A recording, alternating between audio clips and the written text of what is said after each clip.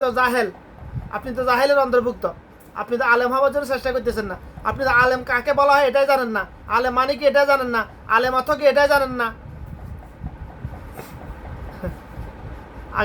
প্রথমে আপনাকে আগে জানতে হবে তো আলেম মানে কি, আলেমের অর্থ কি, আলেম কাকে বলে এটা জানতে হবে তো আগে, তারপরে তো আপনি আলেম হতে পারবেন।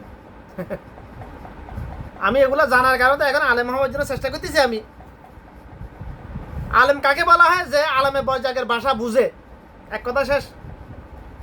কোরআন হাদিসের কথা বললাম না আজকে আর। আলেম কাকে বলা হয়? যে কবরের ভাষা বুঝে তাকে বলা হয় আলেম। আলেম দুই প্রকার, সাহাবিদের নিয়ে আলেম, আবু জাহেলের নিয়ে আলেম। কারণ সবাই আরব দেশে জন্মগ্রহণ করেছে, সবাই আল্লাহর কবরের ভাষা বুঝতো জন্মসূত্রে, অর্থাৎ আল্লাহর কালাম সবাই বুঝতো।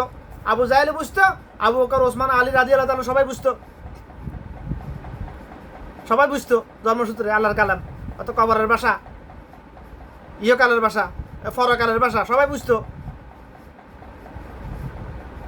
আবু জাহেল জাহান্নামী, চির জাহান্নামী। ওমর, আবু বকর, ওসমান, আলী রাদিয়াল্লাহু জান্নাতীদের অন্তর্ভুক্ত, যা দুনিয়াতে জান্নাতের সুসংবাদ পেয়েছেন। কেন? ওরা আল্লাহর কালাম জানতো, বুঝতো, মানতো। আবু জাহেল কেন জাহান্নামী? ওরা আল্লাহর কালাম জানতো, বুঝতো, মানতো না। উতবা, সাইবা, মুগিরা কেন জাহান্নামী? ওরা আল্লাহর কালাম জানতো, বুঝতো, মানতো না। আর ৭২ দল কারা অন্তর্ভুক্ত? কারা বেশিরভাগ? আমাদের দেশে আলেম সমাজ, ধর্ম ব্যবসায়ীগুলা, সাধারণ পাবলিক নয়। বাংলাদেশের ধর্ম ব্যবসায়ীগুলো ৭২ দলের অন্তর্ভুক্ত বেশিরভাগ, সাধারণ পাবলিক নয়। সাধারণ পাবলিকটা গোমরাই করে রেখেছে, প্রদবর্ষ করে রেখেছে ওই ধর্ম ব্যবসায়ীগুলাই। একজনে একরকম কথা বলে, মিথ্যা কথা। ওদের মুনাফিকির কারণে, কোরআন এক, হাদিস এক।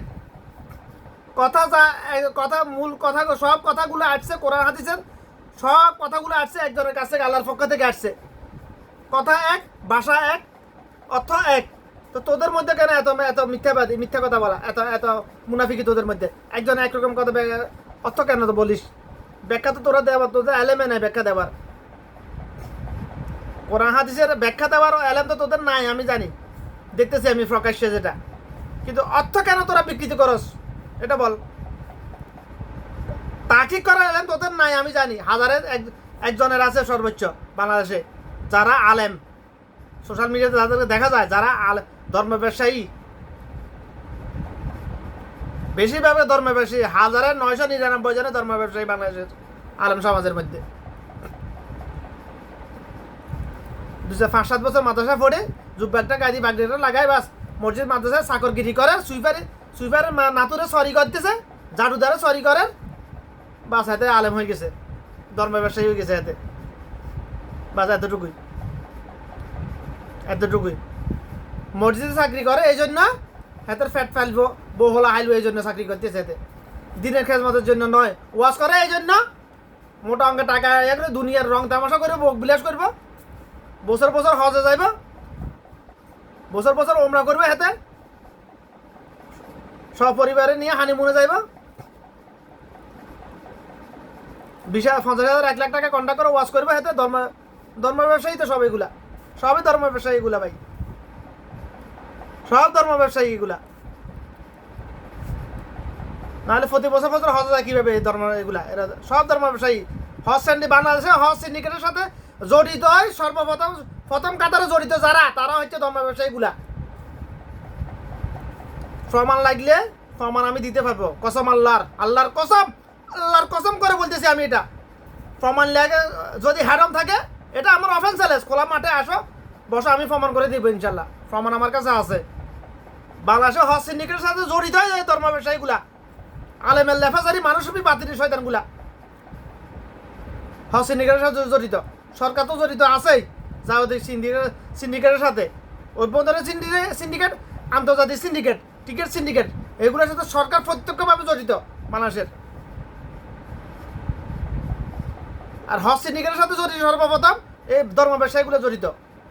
প্রমাণ আমার কাছে আছে, এগুলো প্রমাণ রেডি আছে আমার কাছে সবগুলা।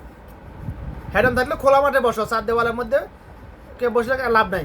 কারণ মুনাফিক যেদিকে, মানুষের মধ্যে মুনাফিক বেশি এখন, ১,৯৯৯ জন মুনাফিক। হ্যাডম থাকলে খোলা মাঠে, এটা আমার অফেন্স চলেছে। আমি এগুলা যতদিন দেহে প্রাণ আছে ততদিন যে কোনো সময় আমি প্রস্তুতে। এগুলো প্রমাণ দিতে প্রস্তুত আমি, তো বসতে প্রস্তুত আমি খোলা মাঠে, তাও খোলা মাঠে বসতে হবে আমার সাথে। আমি কথা বলতেছি দুনিয়ার লোভে নয়, বিয়ে ব্যবসা করার জন্য কথা বলতেছি না। দুনিয়াতে কিছু এগুলো বিনিময়ে আমার কিছু প্রয়োজন নাই। দুনিয়ার জন্য, দুনিয়া আমার মৌলিক চাহিদা পুরোর জন্য আমার ব্যবসাটাই যথেষ্ট, আলহামদুলিল্লাহ। আমার ধর্ম ব্যবসা করে আমার প্রয়োজন নাই। আমি আমার কলবকে পরিশুদ্ধ যত